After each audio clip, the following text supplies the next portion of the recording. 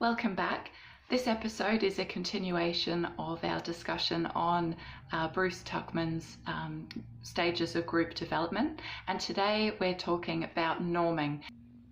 One of the risks that you run during the norming stage is that your team members are still a little bit burnt from the storming phase, and they can appreciate that now they're all working together and they don't want to revert back to the storming phase. And so what they do is they'll try to avoid further conflict by not engaging in as detailed a discussion as they need to. So they might try and avoid having the difficult conversations, which you need to just be aware of, and maybe if they don't already have the skills to be able to have that discussion without it becoming heated, you might need to facilitate the first few of these discussions while the team builds up the skills to be able to then have the subsequent discussions for themselves.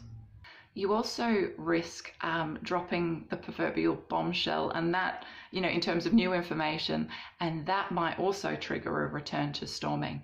Another one might be if a new person joins the group and they're a particularly opinionated or disruptive person.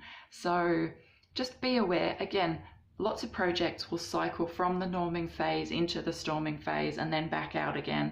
And your job as a leader is not necessarily to avoid that. In some cases, you want to make sure that those difficult discussions take place and that they do get resolved, and that the outcome that the group achieves is actually the best outcome for the project, whether that's the best technical outcome or whether it's the best for project solution when you start looking at multi-criteria assessment. So it might be environmental and social aspects that are skewing you one way. It might purely be budget that is skewing you one way, but you still need to make sure that the option is the best technical outcome that you can achieve within those constraints as well. Or if those constraints are preventing you from coming up with a workable solution, then you need to be the one that starts talking outside of the group to remove some of those barriers.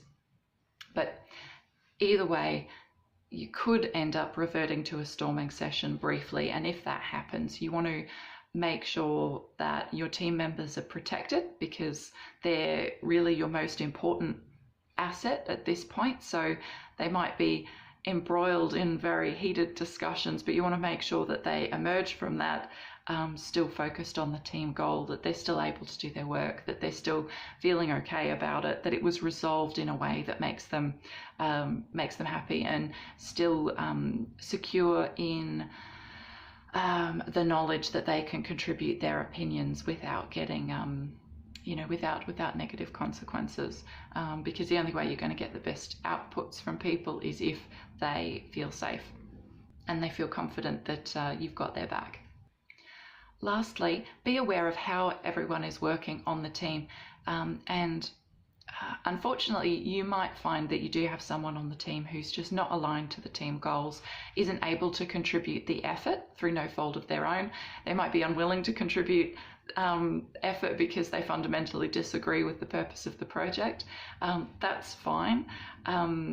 And you as a leader cannot control what other people think and feel about the project. Everyone's entitled to their own opinions.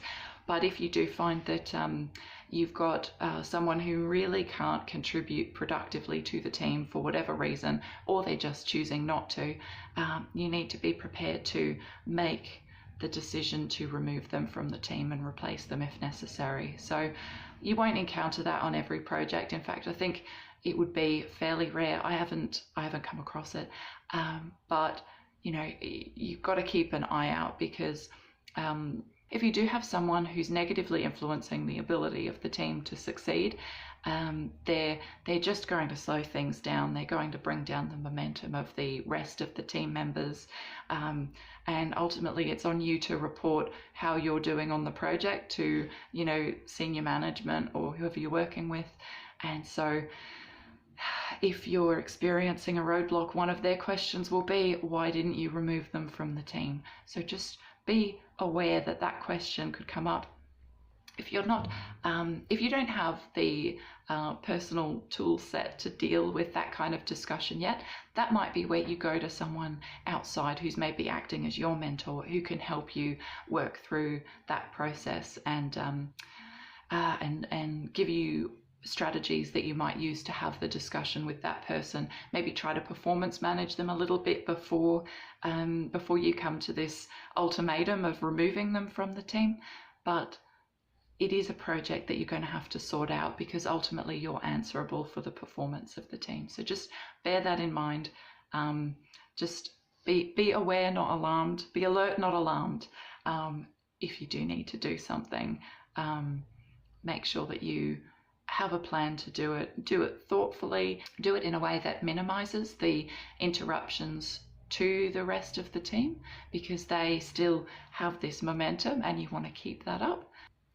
So those are all my thoughts on the team norming stage. Keep an eye out on the teams that you're in and see whether you can't see some of these activities. Look at what the leaders of those teams are doing. Start building your opinions on how you might deal with some of these different issues. Subscribe to my channel so you can see when the next episode comes out, where we'll be focusing on team performing, which is where things really start happening.